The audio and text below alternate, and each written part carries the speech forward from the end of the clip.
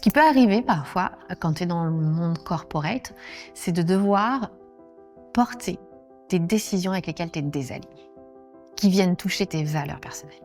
Et là, tu te retrouves dans un grand écart frustrant, épuisant, parce que ton cœur est là, mais ta tête est là. Le gap entre les deux, il te tiraille. Le gap entre les deux, il va te faire commettre des erreurs aussi, parce que tu vas vouloir être corporate, mais ton désalignement te tiraille. Et là, tu as deux options.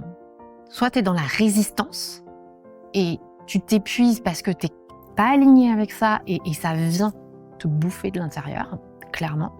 Soit tu acceptes d'exposer ce désalignement à ta direction, à ton board, mais de le porter malgré tout avec ta touche à toi, avec ta vulnérabilité, que ce soit auprès de tes équipes, d'accepter de lâcher prise et de rentrer dans une certaine résilience en fait.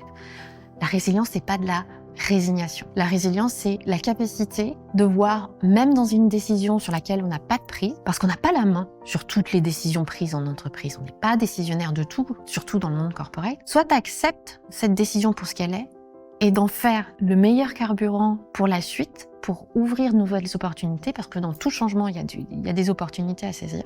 Soit tu restes en résistance. La résistance, elle t'amènera au burn-out. La résilience, elle t'amènera à aller chercher, à aller trouver l'étape d'après. Tu seras beaucoup plus aligné avec tes équipes en étant résilient et en acceptant cette vulnérabilité de dire « je suis pas aligné, mais on va le porter et on va le porter ensemble ».